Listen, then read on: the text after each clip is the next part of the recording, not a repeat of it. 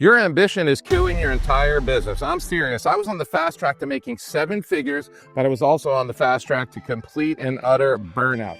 I was working harder than I have ever worked in my entire life, but my business was completely stuck. I was trapped on what I call a 6-figure hamster wheel, where working more hours didn't create more growth at all. It just created more exhaustion. The crazy part? The main thing holding my business back was me. My own ambition was the problem. I felt like I was sprinting a marathon and I was seconds away from collapsing. I was convinced to grow my business, I had to do more. More clients, more projects, more hustle. But the real secret, the thing that finally unlocked 7-figure growth, was the complete opposite. It wasn't until I stopped doing 5 common things that I finally broke through. And today, I'm sharing those 2 quit lists for you. The first thing I had to stop doing was trying to be the hero in my own business. For years, I was stuck on that toxic belief that if you want something done right, you have to do it yourself. This turned me into a micromanager and honestly, a very bad leader.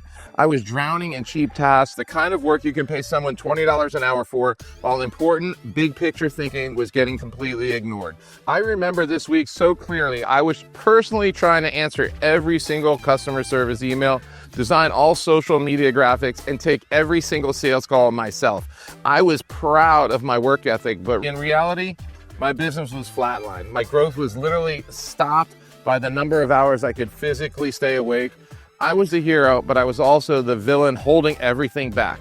The shift happened when I finally realized my job wasn't to be the best doer in my company. My job was to be the best thinker, to be the visionary. I had to switch from working in the business to working on the business. So I stopped. I stopped doing any task that wasn't my unique superpower. And instead, I got obsessed with creating systems for everything.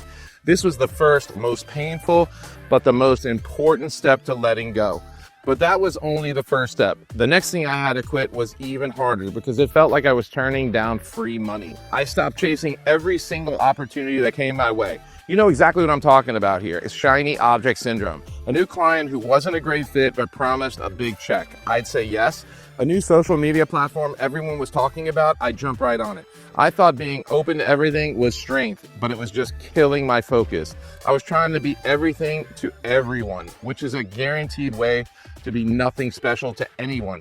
I had to embrace the terrifying but liberating power of saying no. Real business growth comes from going deep, not wide. I got crystal clear on who my dream customer was. I started turning down money and opportunities that weren't a perfect match.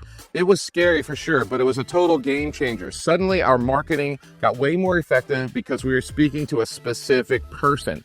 I stopped playing the short game of chasing quick cash and started playing the long game of building a real brand. And that leads to the third thing. I quit waiting for perfection. For years, I was trapped in perfection paralysis. I'd get an idea and I'd spend months trying to make it flawless before anyone saw it. I was so scared of launching something and having it fail or get criticized. I once spent 8 months and a ton of money developing a huge program. I polished every video.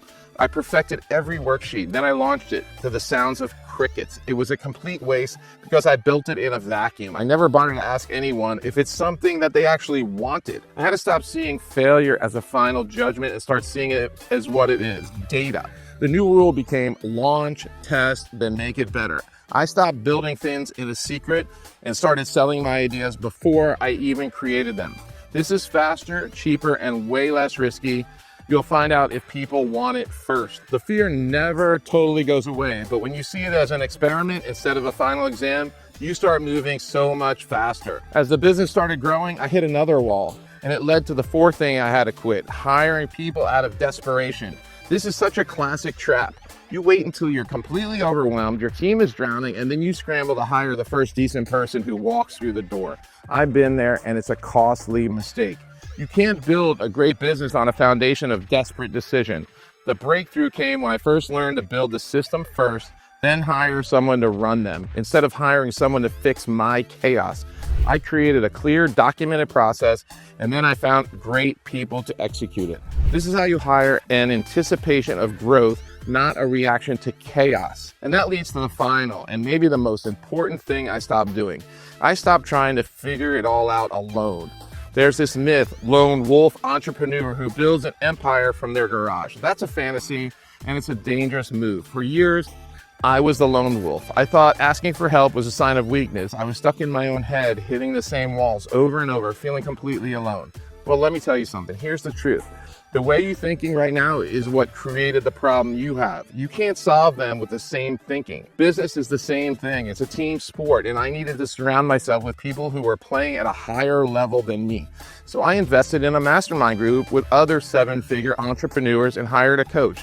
And every single problem I was struggling with, someone in that room had already solved. They gave me the shortcuts, the framework, the support I desperately needed. Stopping the isolation was the final key that unlocked everything for me. And building those systems, getting that support, that was having the right platform that changes the game. I use and partner with HighLevel because it's the tool that lets you build systems we've been talking about here. It helps you automate the boring stuff so you can finally get out of the weeds and be the visionary in your business that you need to be.